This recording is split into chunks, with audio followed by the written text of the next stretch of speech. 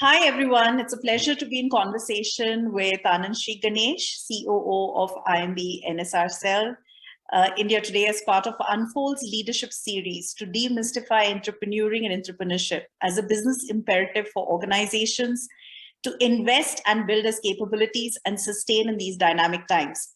We are ending another historic year as part of the COVID era, defining our generation, battling to experiment, pivot, and build solutions for the future. A very, very warm welcome to you, Anand. Thank you so much for being part of this quick leadership bite series that we are sort of doing for our audiences. Hey, Puja, it's completely my pleasure to be with you. Thank you for inviting me. Thank you. And I also thank you for being the jury for the Vanguard Awards. Ganesh has extensive experience in business leadership roles in technology and consumer industries globally, working with PepsiCo, HP, Manthan, and Bridge 12. He's a graduate from IIT Madras and I am Ahmedabad. A little bit about NSRCEL, transforms aspirants to successful entrepreneurs through entrepreneurial capability, building platforms, bringing together academia and industry leaders. We have had a pleasure of also having, another esteemed professor from NSRCEL in our conclave, and thank you so much for this association. So as part of this conversation and as part of the ritual, we have 3 questions. So my first question to you, Anand, really, why do you believe that we need to celebrate and recognize the spirit of entrepreneuring and entrepreneurship? Well, as someone said, only the paranoid survive. And in today's business world, innovation, entrepreneurship fundamentally not just drives growth, but is also a question of sustainability and competitive advantage for any corporate of any size and scale globally. If you look at the S&P 500 or even the Sensex 30 corporates in the country, the top 10 companies, the top 15, 20 companies that today feature are very different from the companies that were there 10 years ago, very different from the corporates that were there 25 years ago, and so on. And while in one domain that might be just the change of the economy, the composition of markets, consumers and businesses, it also fundamentally speaks to the ability of a large company to continuously innovate and to continuously rediscover newer markets and newer products and services for its own customers or newer product markets. And that is the fundamental premise of entrepreneurship, which is how could corporates unearth innovation and pockets of growth within their existing business portfolio and probably completely new businesses to flank emerging competition that can today come from anywhere in the world. And I think that's the premise. We see many large corporates creating great innovative ideas that probably don't scale as much as potential an entrepreneur might. The flip is also true. There are beautiful product markets where existing corporates have done a phenomenally pioneering job, which would make any entrepreneur today double take and learn from. I think that's the spirit of entrepreneurship that we want to celebrate. Thank you. And, with the whole Make in India initiative, so while entrepreneurship has been a global phenomenon, and of course, there's a lot happening in the West, but in India, it's emerging. But with the government's effort on Make in India, what is your, imperative and what do you believe for Indian companies? How can they inspire and build that whole culture internally? Yes. So in my mind, there's probably 3 buckets to how I interpret Make in India outside of the rhetoric. The one is just sheerly celebrating the size and potential of India as one of the largest growing economies in the world, right? Which means our ability to find solutions to consumer and business needs, which are deeply India-centric, is significant. The market is large, the market is highly viable, highly profitable, and amenable to hugely scalable solutions. And we've seen that over the past 5-7 years. all the large companies today, all the large scaled companies or hyper scaled companies today that occupy our headlines are companies that have emerged probably in the last 5-7 years, have looked at India and Indian consumers and Indian businesses as a market and created beautiful ventures, right? I think that's the first bucket of inspiration.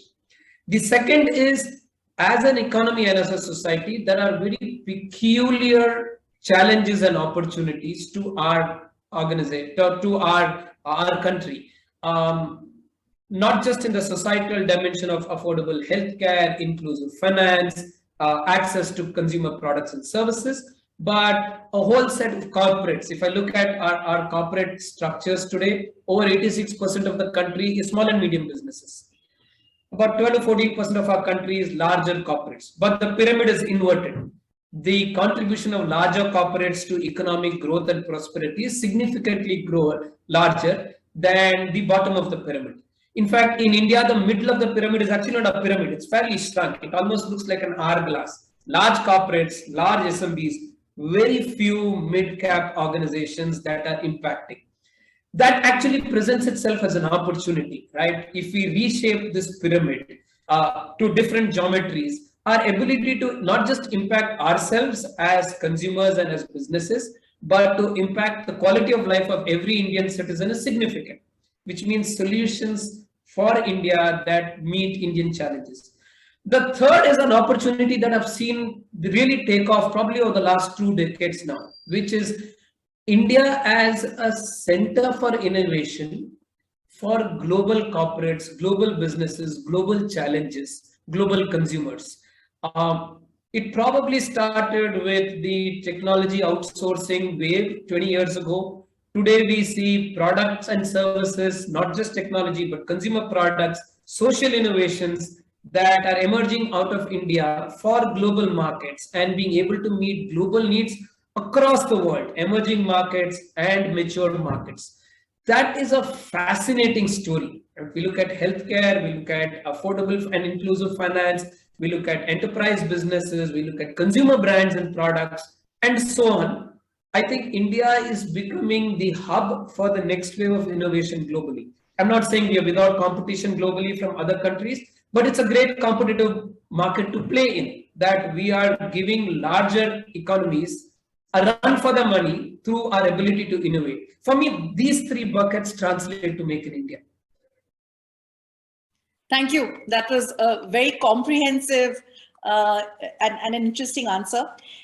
And, this is something that we always get asked, and, as you're going to be the jury for that, what are some of the success measures? Because for an organization to invest and build these capabilities, it's always about the ROI and what is really the outcome of, internal innovation and venturing, etc. So there are some tangible benefits when you're working with these, external ecosystem, but how do you motivate your internal employees to be able to think beyond, and how do you then measure that? Absolutely.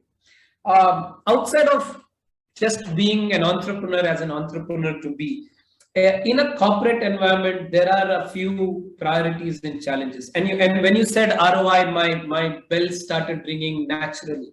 I think and this is from my own experience in prior lives and working with both large and entrepreneurial corporates within NSRCEL, I think there are 2 or 3 interesting sort of priorities here. One challenge that corporates always have is the benchmark for measurement, whether it is business success, an opportunity or an idea, or people performance, is based on existing business cadence. The entrepreneurial mindset and environment requires completely different measures, right? The accounting practices I use for my existing product lines it should be completely different from the accounting and measurement practices I use for germinating or incubating a new venture or a new business line. I can't use these same measures. I can't use the same people performance measures, right? And especially if you're a public company and you've got to deliver quarterly results that are measured in public domain, and that's true for a large number of private companies that have significant governance today in India, you can't have the same measures. which means you've got to find ways to not just firewall innovation within the company, but also devise completely different ways of measuring the performance, business, venture, and the individual, in a manner that motivates them to scale, right? The idea of pivoting for an entrepreneur is natural DNA. The idea of pivoting in a corporate is a tough ask, which means you've got to go to your boss and say, I've tried this new product line for 4 months. You know what? It's not working. I'm going to change gears. Give me more money. I'm going to try something else from that learning for the next 4 months. That's a tough conversation to have. Unless we find ways of celebrating this, that a pivot is a good idea because you are arriving at a sharper product market mix or fit that will drive the next wave of growth for the company, not in the next quarter, but maybe in the next 12, 24, 36 months. That lens, once applied to entrepreneurship, will derive the kind of innovative growth that large corporates see. I don't want to paint this as black and white. I do see this in many of the corporates that I speak with. I don't think it's institutionalized yet. It's also about culture, policies, and practices that need to get institutionalized within a company. And in a nice manner, it does finally, the buck does stop at leadership and how leadership is willing to talk the talk on internal innovation, driving the next wave of growth in the company. So when I look at what might be measures or how do I track progress outside of more conventional measures, which of course are valid, I'd also look at, is the entrepreneur having the ability and willingness to drive change within the corporate, which means I secure buying from my peers, from my superiors. I'm able to generate internal organizational momentum. I'm able to sandbox and carve out resources for my incubation to see light of day and then to succeed within a market environment. I'd also see some of these as parameters, which is your own ability to drive change within a corporate environment, which is not the easiest. It requires a very peculiar mindset to be a change leader within a corporate. That's my sense.